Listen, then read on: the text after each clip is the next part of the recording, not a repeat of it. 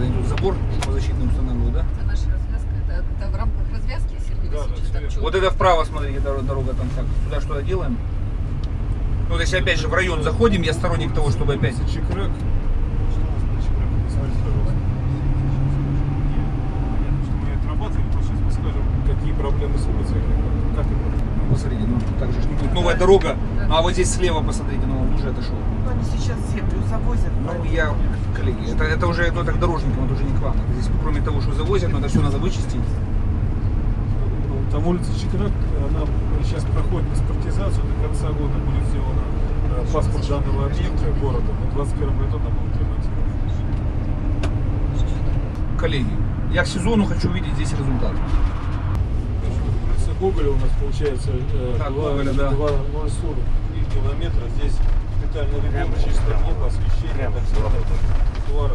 Так, она до Горбатого моста? Да, замена люков, в общем, полный В комплекс. общем, до Горбатого моста целиком. Да. Есть.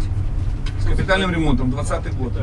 Горбатый мост стоит, там же по Горбатому мосту, там же какие-то надо было укрепления конструкции какие-то делать. Горбатый мост у нас, он как бы получается на балансе у Крымской железной дороги. Без разницы у кого, там же укрепления надо, вот я же разговаривал, они говорят, что там в плане нагрузки. По большому счету надо делать реконструкцию моста с расширением, а не просто его, так скажем, устранение аварии. Это хорошо, чего делать? Ну раз мы на улицу на эту заходим, то есть как бы так уже, ну значит надо... Мы здесь делаем полностью, целиком, а сейчас с Крымской железной дорогой вопрос поднимаем о реконструкции, реконструкции этого моста. У нас и Москалева дальше начинается, Гоголь здесь, связь должна быть. Прямая связь, а когда я выезд на аэропортовскую трассу, здесь же много, вот все, кто по этой улице, это же прямая, насквозь они проезжают на аэропортовскую трассу. Конечно, надо сделать.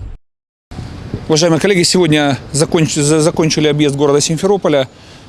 Посмотрели без исключения все улицы, включая частный сектор, территории МКД, проездные территории, дороги. В данном случае вот все, что касается и республиканской, и муниципальной собственности. Это было все сделано с участием всех коллег и представителей ресурсоснабжающих организаций. Договорились о том, что мы проводим конкретно ремонт, капитальный ремонт на конкретных улицах. План действий будет опубликован до 15 февраля. И с уточнением адресов, координат, то есть и так далее, сроков проведения ремонта и схем перекрытия дорог в каждом без исключения микрорайоне.